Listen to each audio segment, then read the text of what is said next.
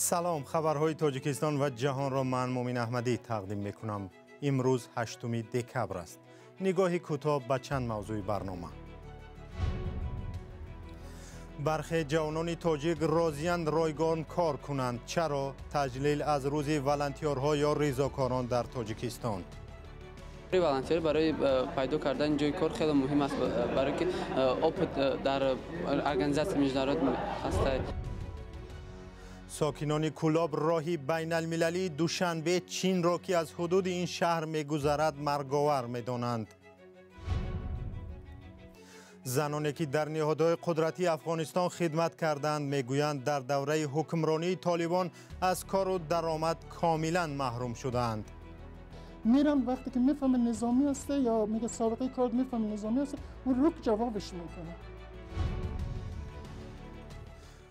برخی از جوانان تاجیک راضی شدند که در سازمان یا تشکیلات به مزد مهنت کار کنند. آنها را ریزاکار یا ولنتیار مینامند. در تقویم سازمان ملل متحد روزی خاصی را برای افرادی که ریزاکاری میکنند ثبت کردند. سروناز روح الله و نگاره فضل‌الدین در این باره گزارش تهیه کردند. شهرام یار محمدов دانشجوست، ولی همزمان در چند سازمان جمعیتی و بین المللی ولنتیار یا ریزاکار است. او با خواهش خود به این کار مشغول است. بیشتر با کودکان کار میکند که ویروس سپید یا نورسایی مسئولیتی بدن گرفتند.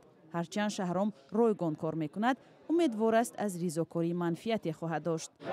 من میخوام به پول خیلی کار کنم، آدمو در یاردم دادن، فقط پول دکار نیست، باید آدم دلش صاف کنه، باید آدمو در یاردم. کاری ولنتیر برای پیدا کردن جای کار خیلی مهم است، برای که اوپت در ارگانیزاسیون میجدارات هست، جهان بینی آدم وسیع.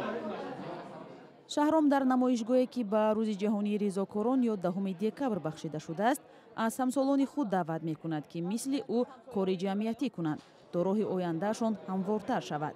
سازمان دهندگان این نمایش نیز میگویند همکاری جوانان با سازمان‌های محلی و بین المللی مهم است. و امروز ما یک نتورک ساختیم که می‌خواهیم که جوانان بسیارتر فعال باشند و بسیارتر در چاره‌بینی‌هایی که برای رشد آنها روانه کرده شده است اشتراک کنند و البته همکاری تشکیلات‌ها خیلی مهم است. در نمایشگاه نمایندگان کشور و سازمان‌های بین‌المللی و مسئولین کمیته کار با جوانان نیز دعوت شدند. این یک کاری بی‌مزد است، اما برای رشد جامعه و آماده کردن کادرها در آینده بسیار مهم است.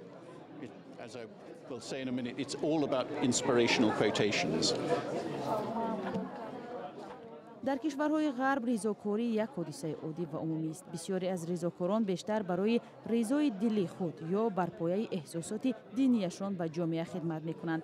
در تاجیکستان حرکت ریزاکاران نسبتاً نو است و هنوز نهادی نشده است. هرچند رسما گفته می شود در کشور نزدیک به 15,000 ریزاکار عمل می‌کند، نقش عمده آنها در حیات همه‌روزه زیاد به مشاهده نمی‌رسد، ولی حالت‌های فوق‌العاده از جمله پاندمی کرونا ویروس اهمیت آنها را به خوبی به نمایش گذاشت. ساکنان قطعه راه بین المللی را در داخل شهر کولاب از خطرناکترین راه در این شهر می دانند. از این قطعه راه از دوشنبه طریق بدخشان به چین سفر می کنند. ساکنان محلی در کولاب می گویند این قطعه راه تازه بنیاد شده است، ولی به هیچ طلبات راهسازی پاسخگو نیست. پیاده‌گردان امکان حرکت از کنار این راه را ندارند و منزل ساکنان نیز نزدیک به راه بنیاد شده است. گزارش محمود جان رحمتزاده در این باره است. خوانندگان از همین شاهراه از درس به خانه برمیگردند.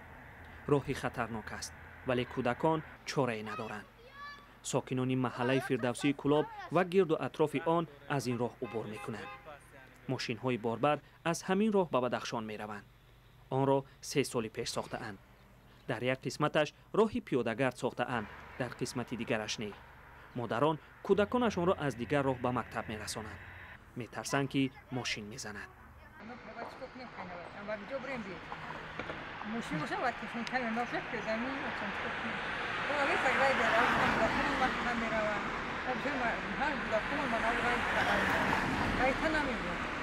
این رای کلان قطعی نمیمون.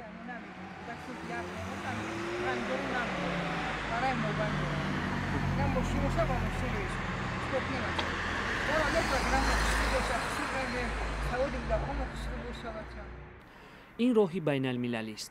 شبها چراغ‌هایش کار نمی‌کند. اداره استفاده‌بری شبکه‌های برق شهر کلوب کارنوشیان بودن چراغ‌ها را تصدیق کرد. مسئولین میگویند راه‌های شهر را با تدریج آباد خواهند کرد. شاهراهی که به بدخشان می‌رود از نزد مکتب رقم 53 شهر کلوب جدا می‌شود. یک قسمت راه را یک سال پیش شرکت‌های چینی بازسازی کردند. قسمت از چراغ‌های این شاهراه کار نمی‌کنند. سال 2022 هم به آخر می‌رسد، اما ساکنان این محله میگویند مشکل آنها در این سال نیز حل خود را نیافت و ممکن است صدمه‌های مرگبار در اینجا تکرار شوند. محمود جان رحمتزاده، آزادی، کلاب.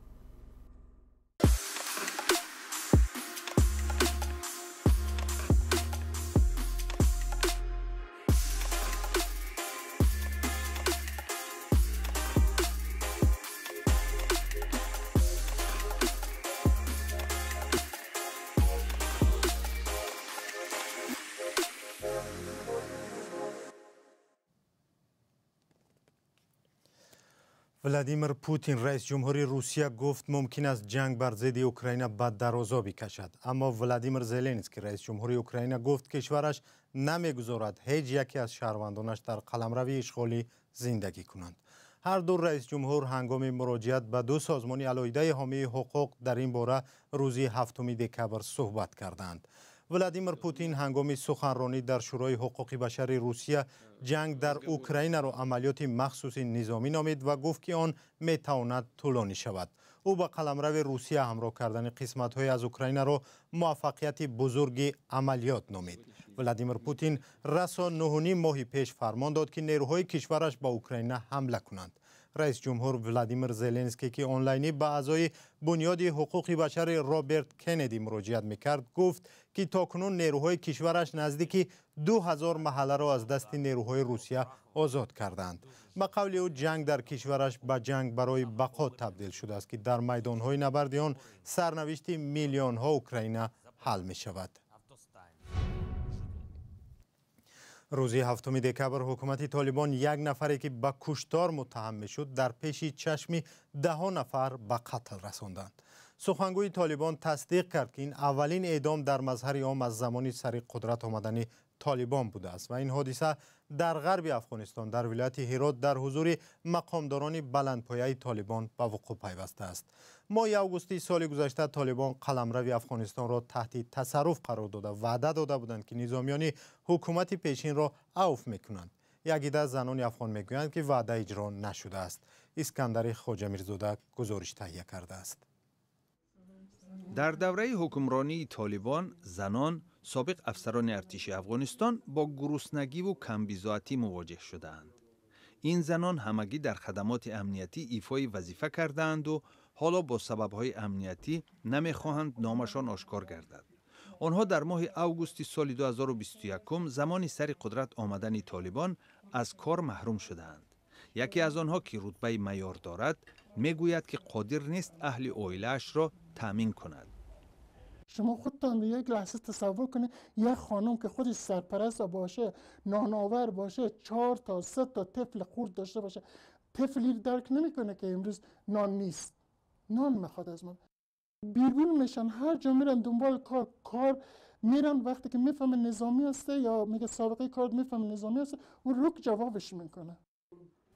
هم صحبت دیگری خبرگزاری ریترز سابق خادم وزارت مدافع افغانستان بوده تأمینات 9 عضو عائله‌اش را بر دوش داشته است. ما نمیتوانیم در خانه سر زمستان گذرانیم. مادرم، خواهران و برادرانم همراه با من اقامت دارند. ما امکان نداریم خانه‌مان را گرم کنیم. به غذا و مواد سوخت نمیتوان زیست. تا اوگوست سال 2021 در نهادهای قدرتی افغانستان نزدیک به 6000 زن خدمت میکرد.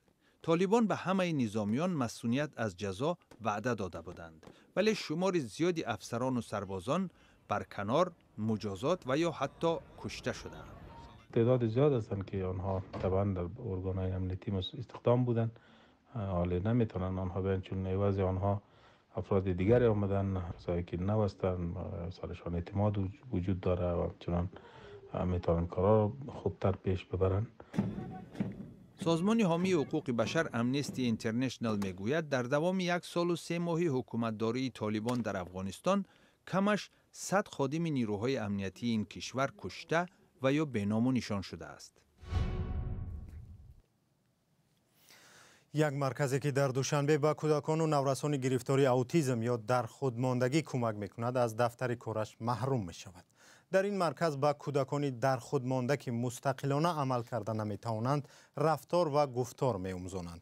حالا مسئولان مرکز تلاش دارند که برای اجاره و یا بنیاد مرکز نو سرمایه پیدا کنند. شهلای عبدالله و علیشیر ظریفی در این باره گزارش دارند. در این مرکز 180 نورس و کودک بیماری اوتیسم یا در خودماندگی تعلیم می‌گرفتند. حالا شماره آنها کمتر شده است. صاحبان بنا از مؤسسان مرکز خواستند تا آخر سال آن را خالی کنند. گفتم که ما نقشه دیگر داریم برای این بنا، برای خود بنای دیگر یابید. اویلای نصرالدین‌وفا که یک پسرشان اوتیسم دارد 9 سال پیش سازمان اراده را در همین بنا تأسیس دادند. در این مدت به 1400 کودک و نورس و جوانی دارای اوتیسم و والدانشان کمک رساندند. در تاجیکستان چنین مؤسسه مخصوصی دولتی وجود ندارد.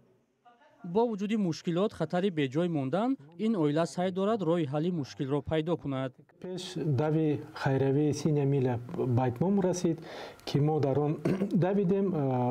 اشتراکچیان محفل دوستداران دو از تیجیکن کلاب دویدن و اینک 11 دکبر در مهمانخانه حیات ریجنسی کنسرت خیروی با نام امید، حیات و موسیقی برگزار می‌گردد با اشتراک هنرمندان بسیار شناخته. ما همه را البته تکلیف می‌کنیم. ما خیلی خرسند هستیم که ارتیستان ما راضی شدند که به طور رایگان در این کنسرت شرکت ورزند. ما هواداران موسیقی را تکلیف می‌کنیم چون که مبلغی که ما از این کنسرت خدا خود به دست می‌یابیم برای دستگیری کودکان اوتیسم روانه می شود. سازمان اراده در تاجیکستان با پدر و مادر و نزدیکان افراد در خودمانده نیز مناسبت با مبتلایان در خودمانده را می‌آموزانند. اکثر مربیان خودشان فرزندانی در خودمانده دارند. به جای ماندن و برهم خوردن مرکز به گفته مسئولان اراده طفلان در خودمانده و والدانشان رنج زیادی خواهند کشید.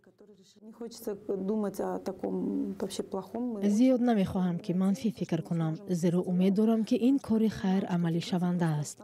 در صورت کار نکردن مرکز کودکان میان 4 دیواری خانه میمانند. خدای نکرده آنها را به خانه اینترنت میدهند. خودی پدر و مادر هم فشار روانی میگیرند. از این خاطر امید داریم که میتوانیم مبلغ ضروری را جمع آوری کرده یک بینایی برای تشکیل مرکز بگیریم.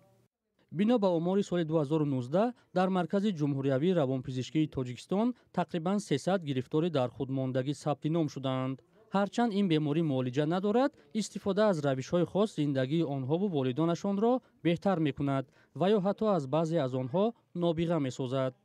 اما حالا یگانه مرکز برای این گرفتاران و یا شاید یک نابغه آینده تاجیکستان بیم دارد که از یگانه جای برای فعالیت محروم می‌شود.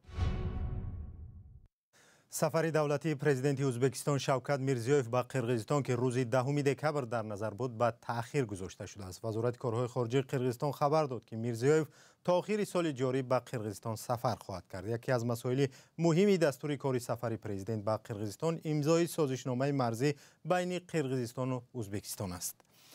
و شما برنامه اخباری آزادی را تماشا کردید. برنامه به پایان رسید، ولی نشر خبرها با عکس و ویدیو هر ساعت در سامانه رادیو آزادی و در صفحه‌های رادیو آزادی در فیسبوک، اینستاگرام و توییتر و تلگرام و تیک تاک و ادنکلاسنیک ادامه دارد. شما هم اگر شاهد خبر و حادثه هستید که ما نمیدونیم، بر رقم‌های ما از طریق واتساپ و تلگرام تماس گیرید تا ما آن را پیگیری و